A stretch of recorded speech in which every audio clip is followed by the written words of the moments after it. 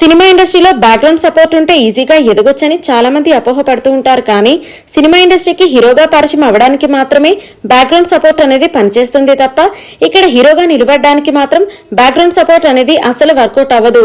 ఎందుకంటే ఇప్పటి వరకు మనం చాలా మంది పెద్ద ఫ్యామిలీల నుండి ఇండస్ట్రీ ఎంట్రీ ఇచ్చిన హీరోలను చూసాము. వాళ్లలో టాలెంట్ ఉన్నవారు మాత్రమే ఇండస్ట్రీలో నిలబడ్డారు. మిగిలిన వాళ్ళందరూ కూడా ఇండస్ట్రీ నుండి ఫేడ్ అవుట్ అయిపోయారు. కాబట్టి ఇలాంటి క్రమంలో ఇక్కడ టాలెంట్ మాత్రమే మాట్లాడుతుందనేది ఎప్పటికప్పుడు ప్రూవ్ అవుతూనే వస్తుంది. ఇంకా ప్రస్తుతం నాగ చైతన్యకి ఇటు అక్కినేని ఫ్యామిలీ నుండి అటు రామానాయుడు ఫ్యామిలీ నుండి భారీ సపోర్ట్ అయితే దక్కింది. దాంతోనే ఆయన ఇండస్ట్రీకి ఎంట్రీ ఇచ్చారు.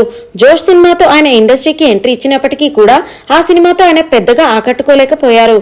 ఆ తర్వాత చేసిన ఏమాయ చేసావే సినిమాతో మంచి గుర్తింపును సంపాదించుకున్నారు నాగ చైతన్య. ఇక అప్పటి నుండి ఇప్పటి వరకు లవర్ బాయ్ క్యారెక్టర్లు చేస్తూ వస్తున్నారు. కొన్ని సినిమాలతో సక్సెస్ అవుతున్నారు, కానీ భారీ సక్సెస్ లను మాత్రం అందుకోలేకపోయారు. రెండు పెద్ద ఫ్యామిలీల సపోర్ట్ ఉన్నప్పటికీ తాను ఇండస్ట్రీలో స్టార్ హీరోగా ఎదగలేకపోతున్నాడంటూ పలువురు నాగ చైతన్య పైన కామెంట్లు చేస్తున్నారు. అయితే ప్రస్తుతం దగ్గుబాటి కుటుంబం నాగ చైతన్యను పట్టించుకోవడం లేదు అంటూ మరికొంతమంది కామెంట్లు అయితే చేస్తున్నారు. రామానాయుడు బిడ్డ అయిన లక్ష్మీ కొడుకే నాగ చైతన్య. వెంకటేష్ కి సురేష్ బాబుకి మేనల్లుడు అవుతాడు. అయినప్పటికీ వీళ్ళు నాగ చైతన్య కెరీర్ ని గాడిలో పెట్టడానికి ట్రై చేస్తే బాగుండేది అంటూ పలువురు సినీ విమర్శకులు సైతం వెంకటేష్ ని సురేష్ ని విమర్శిస్తున్నారు. ఇంకా నాగ చైతన్య కెరియర్ మొత్తాన్ని నాగార్జుననే చూసుకుంటున్నాడు. అయినప్పటికీ సక్సెస్ లు మాత్రం పెద్దగా సాధించలేకపోతున్నారు నాగ చైతన్య.